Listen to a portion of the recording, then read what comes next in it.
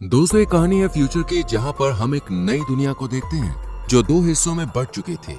एक हिस्से को ऑफशोर के नाम से जाना जाता है। इस हिस्से में सभी अमीर लोग रहते हैं और इनके पास जरूरत की हर चीज होती है। ये लोग अपनी मर्जी से कुछ भी कर सकते हैं, इन्हें फुल आजादी दी जाती है। जबकि दूसरा हिस्सा गरीब लोगों का है, जहाँ ना तो लोग के पास खाने को भरपेट खाना है और न ही रहने के लिए अच्छा घर। ये लोग झोपड़पट्टी में रहकर अपना गुजारा करते हैं और इनकी जिंदगी ऐशो आराम से दूर मुश्किलों से भरी होती है। लेकिन इस जिंदगी को बदलने का इन्हें एक मौका भी दिया जाता है, जिसके बाद ये लोग ऑफशोर का हिस्सा बन सकते थे। लेकिन इसके लिए इन लोगों को 20 साल का होना बहुत जरूरी होता है। 20 साल का हो जाने के बाद इन्हें एक सिलेक्शन प्रोसेस से गुजरना होता है और ऑफशोर में रहने वाले लोग इस बड़ी आबादी में से सिर्फ 3% लोगों को ही चूज करते हैं जो ऑफशोर में रह सकते थे।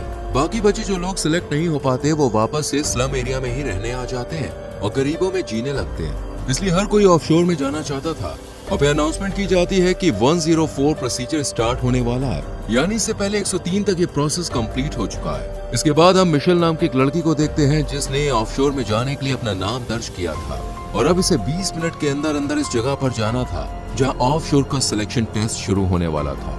20 साल के रजिस्टर किए हुए सभी लोग उस लोकेशन पर पहुंचने लगते हैं। इन सभी लोगों के कान के पीछे खास तरह का डिवाइस लगा होता है जिसमें लाल रंग की रोशनी चमकती है। ये एक तरह का एंट्री पास होता है ताकि जिन भी लोगों ने इस टेस्ट के लिए रजिस्टर किया है उनकी पहचान आसानी से की जा सके। और ये डिवाइस इन्हें ऑफशोर की तरफ से ही सिर्फ रजिस्ट्रेशन के बाद दी जाती है। इसके बाद मिशेल अपनी दोस्त के साथ टेस्ट वाली लोकेशन पर पहुंच जाती है और थोड़ी देर बाद इनके सामने चीफ आता है और सबको बताता है कि ये सिलेक्शन बहुत ही ईमानदारी से होगा, किसी के साथ कोई भी धोखाधड़ी नहीं होगी। और इसी के साथ इस सिलेक्शन और ऑफशोर की लाइफ की इम्पोर्टेंस भी बताता है कि तुम सब में से सिर्फ 3% लोग ऑफशोर में जाएंगे। स्पीच खत्म होने के बाद चीफ के पास एक लेडी आती है जो कि एक नई एम्प्लॉय थी। ये लेडी चीफ को बताती है कि मैं यहाँ तुम्हारा काम चेक करने आई हूँ और मुझे हाई अथॉरिटीज की तरफ से यहाँ भेजा गया है ताकि मैं तुम्हारी गलतियों को पकड़ सकूं। चीफ को बिल्कुल भी पसंद नहीं था कि कोई उसके काम में इंटरफेयर करे, लेकिन हायर अथॉरिटीज की बात वो टाल भी नहीं सकता था, इसलिए वो इस लेडी से कुछ नहीं कहता। इसके बाद इंटरव्यू का टाइम शुरू होता है जहाँ कई लोग को रिजेक्ट कर वापस से उसी झोपड़पट्टी वाली जिंदगी में भेज दिया जाता है। इस इंटरव्यू को क्लियर करना काफी मुश्किल था। इधर हम मिशेल को देखते हैं जिससे काफी सारे पर्सनल क्वेश्चंस पूछे जा रहे थे। मिशेल अपने बॉयफ्रेंड के बारे में बताती है कि पिछले साल वो भी इस टेस्ट के लिए आया था, लेकिन फिर वो कभी लौट कर नहीं आया, जिसका मतलब था कि वो ऑफशोर चला गया। इस पर इंटरव्यू लेने वाला शख्स कहता है कि जरूरी नहीं कि वो ऑफशोर गया हो सकता है कि उसकी मौत हो गई हो या फिर उसके साथ कुछ बुरा हुआ हो। इसके बाद इस शख्स मिशेल को उसके बॉयफ्रेंड की आखिरी निशानी नेकलेस उतारने को कहता है और मिशेल उतार कर यहाँ रख देती है और अपने इमोशनल टेस्ट में पास हो जाती है। इसके बाद हम मार्को नाम के एक लड़के को देखते हैं जिसका हर फैमिली मेंबर इस टेस्ट में पास होकर ऑफशोर चला गया था, इसलिए इसे पूरा कॉन्फिडेंट था कि ये भी जरूर ऑफशोर जाएगा। मार्को का कॉन्फिडेंस लेवल काफी हाई था। मार्को का ये कॉन्फिडेंस देखकर इसे भी सिलेक्ट कर लिया जाता है और फिर हम एलेक्स नाम के एक लड़के को देखते हैं जो किसी भी तरह ऑफशोर में जाना चाहता था, इसलिए बिना रुके बोलता ही रहता है और किसी भी कीमत पर इस फर्स्ट राउंड को क्लियर करना चाहता है। लेकिन उसका ये बिहेवियर इंटरव्यू लेने वाली लेडी को पसंद नहीं आता और उसे फर्स्ट राउंड में ही बाहर कर दिया जाता है। एलेक्स कहता है कि अब पूरा सिस्टम ही खराब है और ये सिलेक्शन प्रोसेस भी बहुत बेकार है। ये सब सुनकर एलेक्स को बाहर कर दिया जाता है। इसके बाद हम जोआना नाम की लड़की को देखते हैं जो सबसे ज्यादा स्मार्ट समझदार थी और बहुत ही कम बोलती थी। इसकी इसी समझदारी के चलते इसे भी सिलेक्ट कर लिया जाता है। सभी लोग फिजिकली और मेंटली हेल्दी थे सिवाय फर्नांडो के। ये पैरों से चल नहीं सकता था, लेकिन इसकी बहादुरी हिम्मत की वजह से ये भी फर्स्ट राउंड क्लियर कर लेता है। इसी बीच ऑफशोर के लोगों को खबर मिलती है कि इनके दुश्मन रेबेलियस ग्रुप ने अपने एक आदमी को सीक्रेटली इस सिलेक्शन टेस्ट में भेजा है। ऑफशोर के लोग जल्दी से इस जासूस का पता लगा लेते हैं और इसके साथ काफी बुरा बिहेव करते हैं। उसे इतना ज्यादा टॉर्चर करते हैं कि वो सारी सच्चाई उगल देता है और बताता है कि उसके अलावा भी यहाँ एक और जासूस है जो कि रेबेलियस ग्रुप को पल पल की खबर दे रहा है। इसके बाद हम रेबेलियस ग्रुप को देखते हैं जो कि ऑफशोर का सबसे बड़ा दुश्मन था। ये ग्रुप अमीरी और गरीबी के बीच खड़ी दीवार को गिराना चाहता था। इस ग्रुप का मानना था कि जब सब लोग समान हैं तो फिर गरीब लोगों को इतनी मुश्किलें क्यों। इसके बाद जो लोग सिलेक्ट किए गए थे उन्हें दूसरे राउंड के लिए एक दूसरे रूम में ले जाया जाता है और नंबर से इन्हें एक लाइन में खड़ा कर दिया जाता है और फिर एक एक करके इनके कान के पीछे लगी डिवाइस को अच्छे से चेक किया जाता है कि कहीं कोई नकली डिवाइस लगाकर तो यहाँ पे नहीं आया है, इसलिए डिवाइस की चेकिंग की जाती है। लेकिन तभी जोआना की नजर अपने आगे खड़े लड़के के कान पर पड़ती है। इस लड़के का नाम था राफेल। जोआना देखती है कि इसके कान में कोई डिवाइस नहीं है बल्कि कुछ अलग तरह के स्ट्रेचेस लगे हुए हैं। यानी राफेल नाम का ये लड़का धोखे से यहाँ पे आया था। जोआना इस लड़के के बारे में अभी किसी को कुछ भी नहीं बताती और जब राफेल की स्कैनिंग की बारी आती है तो ये स्कैनिंग टेस्ट में पास हो जाता है। यानी इसके कान में डिवाइस थी। ये सब देखकर जोआना का शक और ज्यादा बढ़ जाता है। इसके बाद इन सभी सिलेक्ट हुए लोग को एक दूसरे कमरे में भेजा जाता है जहाँ टेबल पर बहुत सारे ब्लॉक्स रखे हुए थे।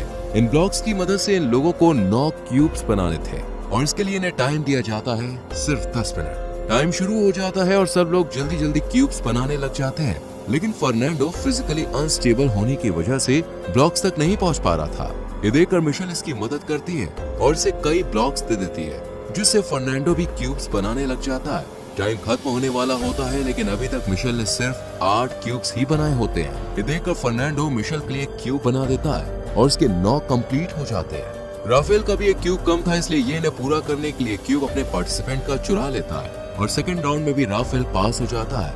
हालांकि ये राउंड उसने चीटिंग से जीता था, लेकिन फिर भी इसे पास कर दिया जाता है। लेकिन बाकी के लोग राफेल को बहुत क्रिटिसाइज करते हैं और इसे बुरी तरह से मारते भी हैं, जिससे राफेल को काफी चोट आती है। ये देखकर सबको अपनी गलती का एहसास भी हो जाता है, लेकिन जोआना उससे सिंपैथी नहीं जताती, बल्कि राफेल के पास आकर कहती है कि तुम्हें मेरी मदद करनी, वरना मैं अथॉरिटी को तुम्हारा सच बता दूंगी कि तुम यहाँ धोखे से आए हो। इधर हम नए एम्प्लॉय को देखते हैं जो कि चीफ के काम को चेक करने आती है। ये किसी भी तरह से चीफ के काम में कमी निकालकर उसे इस पोस्ट से निकालना चाहती थी ताकि वो इस पोस्ट को हासिल कर सके। दूसरी तरफ हम मिशेल और उसके दोस्त को देखते हैं जिन पर ऑफशोर के एक एम्प्लॉय को शक हो गया था, इसलिए ये इन्हें चेक करने के लिए अपने साथ ले जाती है और कहती है कि तुम दोनों में से कौन रिबेलियस ग्रुप के साथ है। अगर किसी ने एक्सेप्ट नहीं किया तो दोनों मारी जाओगी।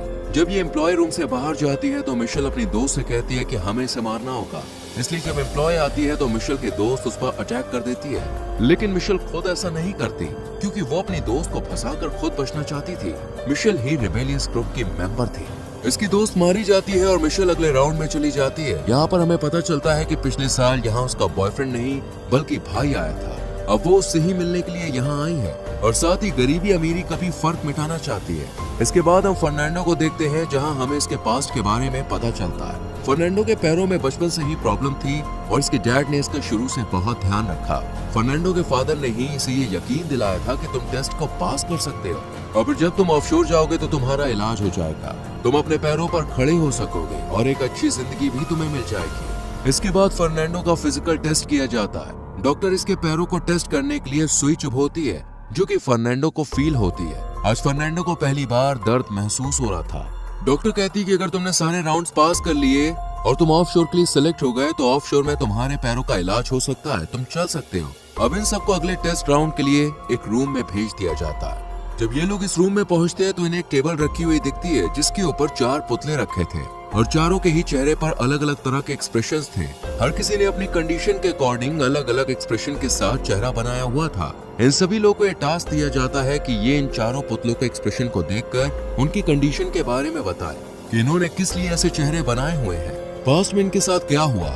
अब सब लोग एक्सप्रेशंस की मदद से अपने अपने तरीके से कहानी बनाने लगते हैं, अपने अपने आइडियाज देते हैं। फर्नांडो पहले अच्छे से एक लड़की के पुतले को देखता है और फिर बताता है कि इस लड़की को जहर दिया गया क्योंकि ये अपने हस्बैंड के साथ इस घर में मेहमान थी। दरअसल इस औरत का रिलेशन इसके पास रखे आदमी के साथ था जिसके घर में ये मेहमान बनकर आई थी। लेकिन इस आदमी की बीवी को इनके अफेयर के बारे में पता चल गया और उसने इस औरत को जहर दे दिया।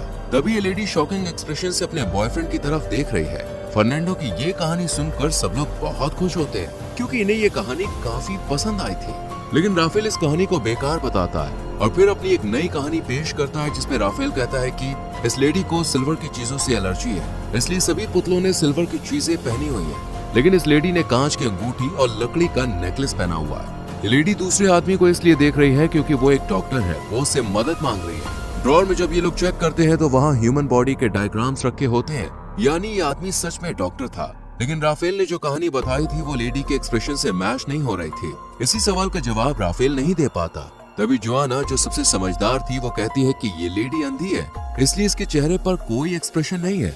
और जब ये इस लेडी के ड्रॉअर को चेक करती है तो इन्हें ब्लाइंड्स की बुक भी मिलती है, यानी जोआना की कहानी ठीक थी। इस तरह ये लोग इस राउंड को भी पास कर लेते हैं। चीफ भी ये सब देख रहा होता है और फिर नई लेडी एम्प्लॉय से कहता है कि तुम इन सब पर ध्यान रखना, मैं अभी थोड़ी देर के लिए किसी काम से जा रहा हूँ। ये लेडी एम्प्लॉय चीफ पर नजर रखती है और देखती है कि चीफ स्लम एरिया में कपड़े बदल कर जा रहा है। चीफ भी कैमरे की ग्रीन लाइट देखकर पता कर लेता है कि एम्प्लॉय उस पर नजर रख रही है, लेकिन एम्प्लॉय चीफ के खिलाफ कोई सबूत पेश नहीं कर पाती। इसके बाद इन्हें एक रूम में ले जाया जाता है जहाँ इन्हें 6 साइंस दिए जाते हैं, जबकि ये लोग 7 होते हैं, जिसका मतलब था कि इन लोगों को एक को एलिमिनेट करना था। लेकिन ये किसको करेंगे इन्हें समझ नहीं आता। राफेल कहता है कि मेरे पास एक कॉइन है, मैं बाहर जा सकता हूँ, लेकिन जिसके पास कॉइन नहीं है वो राफेल पर अटैक कर देता है और दोनों में लड़ाई होने लगती है। लेकिन तभी ये लड़का वोट करने को कहता है। सभी लोग राफेल के खिलाफ वोट करते हैं, लेकिन मिशेल कहती है कि जोआना को बाहर निकाल दो क्योंकि वो समझदार थी और मिशेल के प्लान को नाकामयाब कर सकती थी। ये सुन जोआना राफेल की तरफ देखती है। जोआना को राफेल की सच्चाई पता थी, इसलिए राफेल जोआना की साइड लेता है और फर्नांडो को बाहर निकालने को कहता है क्योंकि ये फिजिकली ठीक नहीं था। लेकिन फर्नांडो कहता है कि मैं ऑफशोर में ठीक हो सकता हूँ। इसके बाद ये लोग रिबन से एक शख्स को एलिमिनेट करने का डिसाइड करते हैं और कहते हैं कि जिसके पास सबसे छोटा रिबन आएगा वो बाहर जाएगा, और सबसे छोटा रिबन जोआना के पास आता है। लेकिन रूम से जाते वक्त जोआना एक शख्स का कॉइन चुरा लेती है और जीत जाती है। और ये मूवी यहीं